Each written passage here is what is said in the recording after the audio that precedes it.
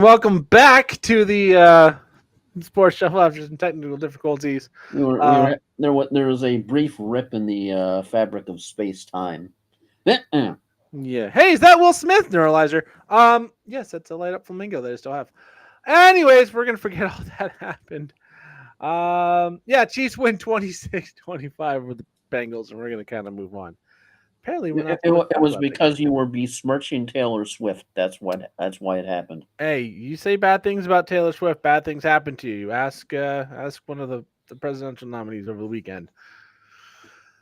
Oh boy. Anyways, let's go to Sunday Night Football. Texans beat the Bears 19-13. Caleb Williams still does not look very good. This offense for the Bears is going to be real bad all season long. Texans offense shut down by a good defense, but Nico Collins looks like an absolute monster.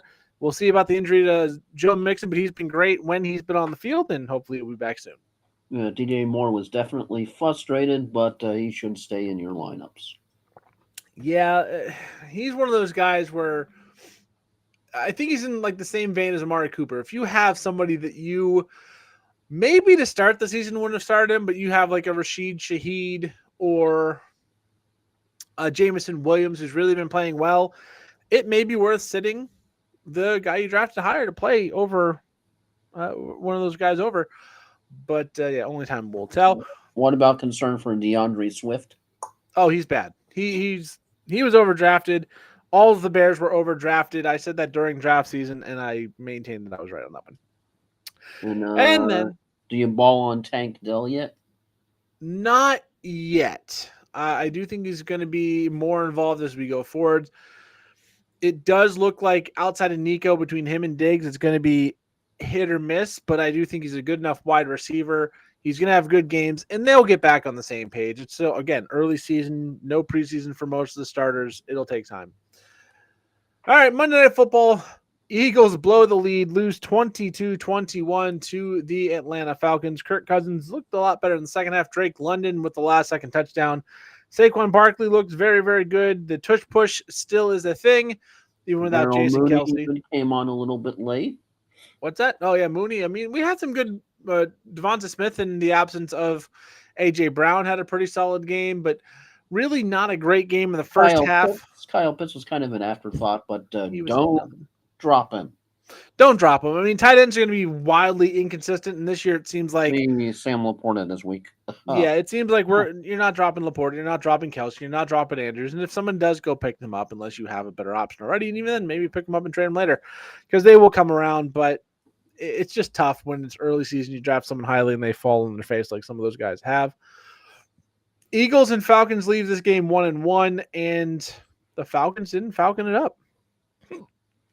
Yeah, this is just kind of surprising. Kirk Cousins Monday night, prime time, clutch city in Philly, doing the deed. Yeah, I mean, it looked like primetime Kirk Cousins for the first 2.5 quarters, and then he really came alive. And they get the win. All right. Pick time. New England going to the Jets on Thursday night. Ramondre Stevenson, really the only Patriot you can consider playing. For the Jets, you're going to play Breece Hall.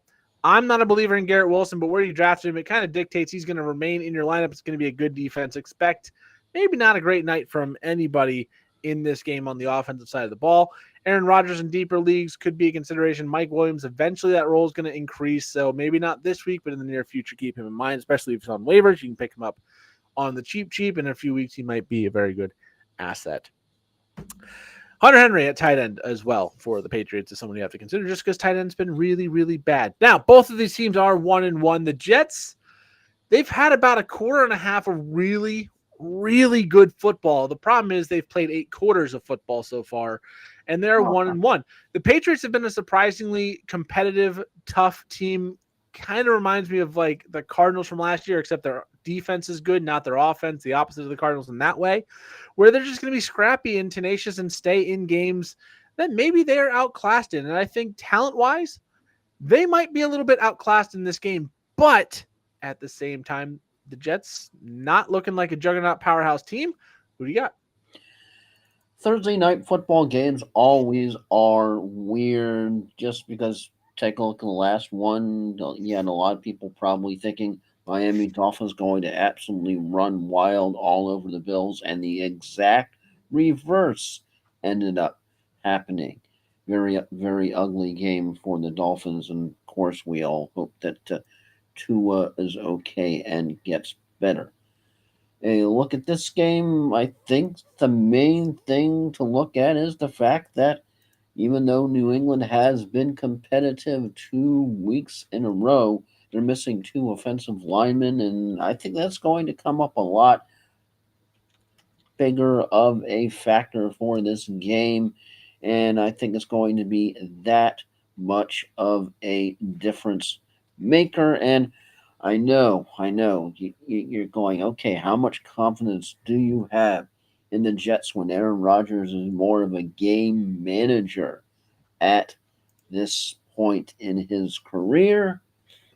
But I think he's still the more competent quarterback going into the game. And I think it's going to be closer than everybody thinks, but it's an ugly Thursday night game. It's off of a short week in some cases. It really messes up the whole schedule and the whole, rhythm. I'm I'm going to go the Jets. Yeah, this is the Jets are a 6-point favorite in this game. Over unders are only 38 and a half. I think the only thing I can say for sure is you probably want to take the under on that. But I'm going to take the Patriots. I do like that they stood toe to toe with the Seahawks. I think they're a better team. I do like that they beat the Bengals, which I think is a better team than the Jets as well. The Jets, they've shot themselves in the foot enough, and a good defense can take advantage of that. I do think against the spread, I'd be taking the Patriots without too much of a question. I don't see a scenario where the Jets score enough to be comfortably up by 6 in this game at the end of it. So, heads up is a little tougher. I do think this is going to be a very competitive game, a very low scoring game. It could be a 16-14 type of game. I just think the Patriots find a way to get it done.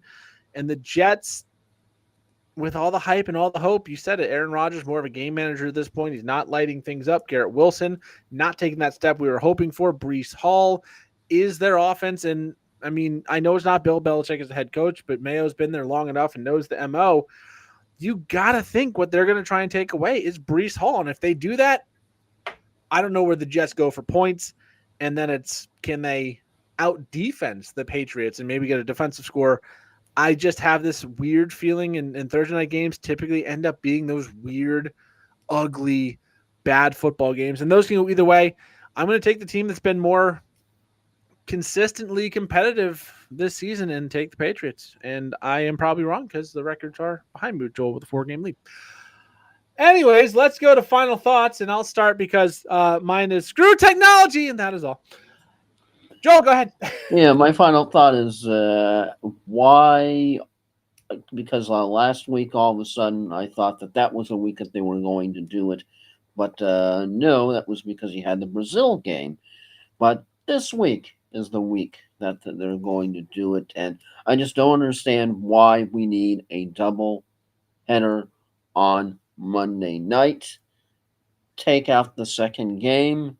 You definitely need a late game Sunday, more for variety, more for viewing than you do needing two Monday night games. And just the scheduling is just crazy. It's already a light night that's going to end 11 o'clock, if not midnight, Yeah, sometimes closer even to a midnight, probably with that later little start. later.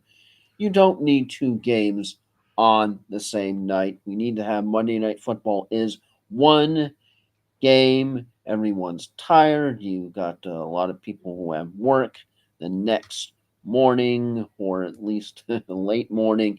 You're going to have a lot of bleary eyed folks. So, can we just make it Monday Night Football one game for the night? We don't need these ridiculous doubleheaders. Yeah, if you're going to do a doubleheader, you got to start earlier, which I know for the Mountain and West time zone means they're not out of school and work for the most part. If you start at 6 and 9, I don't think we have the same problem, but 7:15 and 8:30, you have to choose which game you're going to watch. If they're both competitive, you're going to miss key points. I just don't like it. I would rather see them, like you said, throw one of these games in the late window on Sunday, give us more options. Typically, last weekend was 10 games in the early, 3 in the late. Yes, they didn't have two Monday nighters, but if we have 10 and 2 or 9 and Yeah, 3, I would rather watch Bengals and the Commanders or Bills Jags, which are both the Monday night games. Yeah, because that late window. Because last week you had Monday Night Football, then you had the Wednesday debate, so everybody was kind of hungover from all the late night too. Because usually, Monday night and Tuesday you kind of get it back, then by Wednesday you're okay, but then it's another late night Wednesday, and by the time Thursday and Friday are around, you're just Last week was brutal because it wasn't Wednesday, it was Tuesday. So you had Thursday night football, you had Friday night football, then you had Sunday, which is the first Sunday of football season is exhausting. And I play hockey on top of that on Sundays. The first Sunday of football and fantasy football is exhausting. Then you have Monday night football, and then you had the debate. And then you had Thursday night football again. And by the end of Thursday night football, I'm like, I need a nap, and I'm already asleep. It's just brutal. My sleep schedule because of football season and the debate has been thrown off whack. I do not sleep enough, and it just it makes me a little crazy. And one more final thought for me is, can we stop with the illegal formation penalties? Like, I get it, you want them to step up a quarter inch. Let's focus on getting that hip drop tackle that got Joe Mixon injured out of the game properly, and not worry about the lineman being a half foot back. And instead of a nap, just grab some Oreo Coke, because apparently that's a collab recently. I'm sorry, that seems like a hate crime for both Coca-Cola and Oreo. Team Pepsi all the way. Not just because I used to work for them. Remember Crystal Pepsi? I do. I didn't have it, but I do remember it. There's actually a few bottles that float around the office still that are just on display because you're definitely not drinking at this point.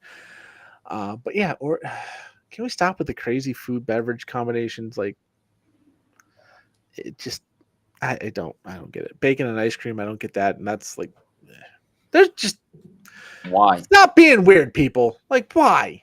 I am not a bacon fan. It's not my thing. I like sausage more. That's blasphemous. I understand in this capacity, I'm the weirdo. But even if I love bacon, I don't think I'd be like, you know what I want with this? Chocolate and ice cream. No, I won't. One of those combos that usually does not come into your brain when you think of those foods. Yeah, I'm not saying I hate bacon and I won't eat it. Like, I'm just saying I prefer sausage. If I go to a breakfast thing and it doesn't come with both, I'm usually not getting bacon. Yeah, maybe twice a year I have bacon. But everybody else I say that to, they're like, are you the devil? Like you realize that's bad, right? You should be eating all the bacon. Like, well, if you look at me, you would think I eat all the bacon because I'm large. And as we definitely devolve off topic, that is our time. Hopefully, no technical difficulties tomorrow or Friday when we do the recap of Thursday Night Football and the predictions. That there were not any technical difficulties. We used the neuralizer, so it was erased from the entire continuum. I had invisible sunglasses, so I remember. But everybody else is like, what is he talking about? Is he crazy? Yeah. And just in case, boom, done again. Everybody just doesn't know what's going on. Anyways, before we go too crazy, I'm flying Ryan Gokers along with Tampa Motor Mouth Joel Verl.